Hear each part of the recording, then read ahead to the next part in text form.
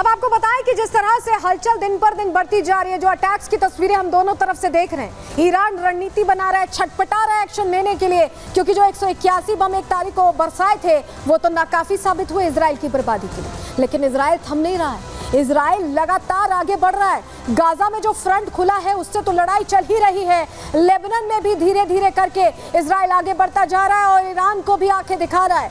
Iran के लिए भी बड़ी तरह तैयारी इजराइल कर रहा है, लेकिन ईरान अब क्या करने वाला है? ईरान की तरफ से भारत से मदद की अपील भी की जा रही है। जी हाँ, भारत से शांति करवाने की अपील की जा रही है। किसने ये अपील की है ये भी प्रहार में आपको बताने वाले हैं, लेकिन कितना असर इस युद्ध का पड़ेगा ये भी जानकारी आपको देंगे। लेकिन सबसे पहले आपको बताएं कि युद्ध कैसे अलग फ्रंट पर जाता है 1 साल बाद दिखाई दे रहा है, क्योंकि आज ही वो दिन है जब इस युद्ध की शुरुआत हुई थी। 7 अक्टूबर 2023 को हमास ने बड़ा अटैक किया था, वो भी ईरान के दम पर किया था। और तस्वीर देखिए, अब इजराइल में हाइफा में अटैक किया गया है। हिजबुल्लाह ने ये रॉकेट्स दागे और पूरा इलाका आप देखिए ध्वस्त हो गया है। 5 रॉकेट्स दागे गए हैं और जो एयर डिफेंस सिस्टम है यहाँ पर काम नहीं कर पाए। तस्वीर आप जो देख रहे हैं, ये रॉकेट अटैक हाइफा इलाके में हुआ है इजराइल पर।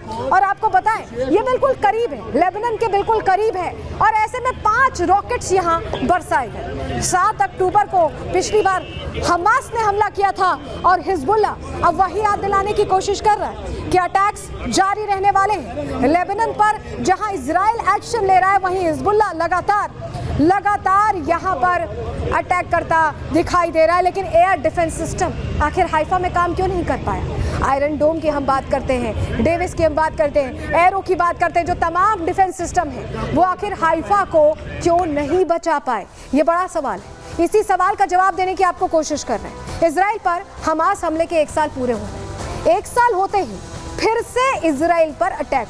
तस्वीर हमने आपको दिखाई, हिजबुल्लाह लड़ाकों ने फिर से हमला किया है और Israeli air defence system fail हुआ है, क्योंकि अटैक हो गया।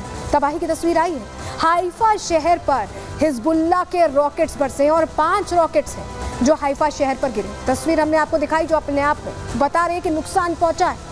रॉकेट अटैक में एक इजरायली शख्स की मौत की भी खबर है। जी हाँ, ये भी जानकारी मिली है। लेकिन इस बीच बड़ी खबर आपको बताएं, एक और बड़ी खबर वॉर जोन से ही मिल रही है। क्या बताएं, 2023 की घटना का वीडियो आईडीएफ ने जारी कर दिया। 7 अक्टूबर 2023 की घटना का वीडियो जारी किया गया है। कहा गया है कि 1 साल बाद भी इजराइल के लोग उस भयावह मंजर को भूल नहीं पाए। ये जो तस्वीर आप देख रहे हैं, ये इजराइल की तरफ से जारी की गई है, क्योंकि 1 साल उस घटना को हो गया है और किस तरह से उस वक्त खून बहाया गया था, बारूद बरसाया गया था, वो तस्वीर जारी कर दी गई है इजराइल की तरफ से, ये बताने के लिए कि वो जो नृशंस हमला है उसे कभी भुलाया नहीं जा सकता। उसका बदला लगातार 1 साल से लिया जा रहा है और आगे भी लिया जाएगा, ये बताने की कोशिश है इजराइल की तरफ से। एक बार आपको सुनवाते हैं किस तरह से इस वीडियो में आप महसूस करिए उस पल को जब ये सब कुछ हुआ था।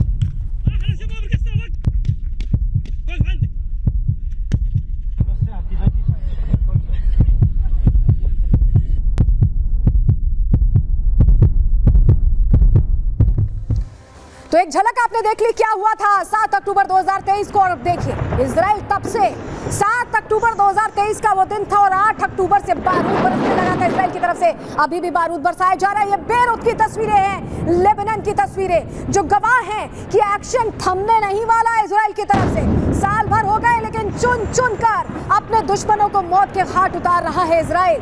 आपको याद है कैसे हिजबुल्लाह के 2 चीफ ढेर हो गए और अब जो तीसरा चीफ है वो बनने को कोई राजी नहीं हो रहा, क्योंकि डर इतना है, दहशत इतनी है इजराइल की कि इजराइल जहां भी दुश्मन होगा उसे खोजेगा और उसके बाद उसे ठिकाने लगा देगा, जहन्नुम पहुंचा देगा।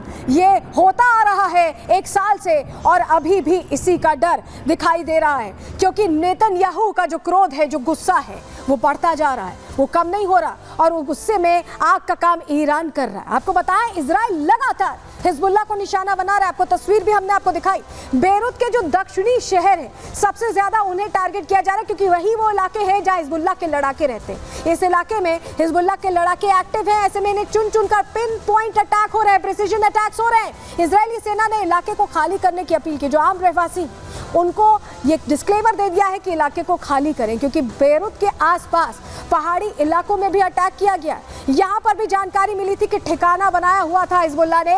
दाहिया के साथ माउंट लेबनन में एयर स्ट्राइक्स की गई है। एयर वॉरफेयर में मजबूत है इजराइल और उस अपनी रणनीति का फायदा उठाते हुए एयर स्ट्राइक्स कर रहा है। एक घर पर देर रात एयर स्ट्राइक की गई जिसमें जानकारी मिली थी कि हिजबुल्लाह कमांडर छिपा हुआ है और उसको ढेर करने में सफलता हासिल की गई है। अपने आप में ये बताने के लिए काफी है कि कैसे तैयारी है। लेकिन आपको बताएं, ईरान अब छटपटा रहा है। ईरान को लग रहा है कि जो 181 रॉकेट्स बरसाए थे वो काफी नहीं थे, और ऐसे में ईरान अपने ही अंदाज में वार्निंग दे रहा है। क्यों मैं ऐसा कह रहा हूं, तस्वीर देख लीजिए।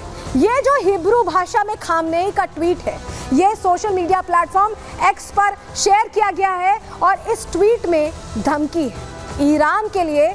यहाँ पर ये मौका है कि 7 अक्टूबर है और ऐसे में साल भर बाद, ये देखिए आपको दिखा रहे हैं, 7 अक्टूबर 2023 को जो हमला हुआ था उसको याद दिलाते हुए खामनेई ने सीधा मैसेज दे दिया, उकसा दिया है फिर से इजराइल को गुस्सा दिला दिया है और बता दिया है कि अटैक करेंगे।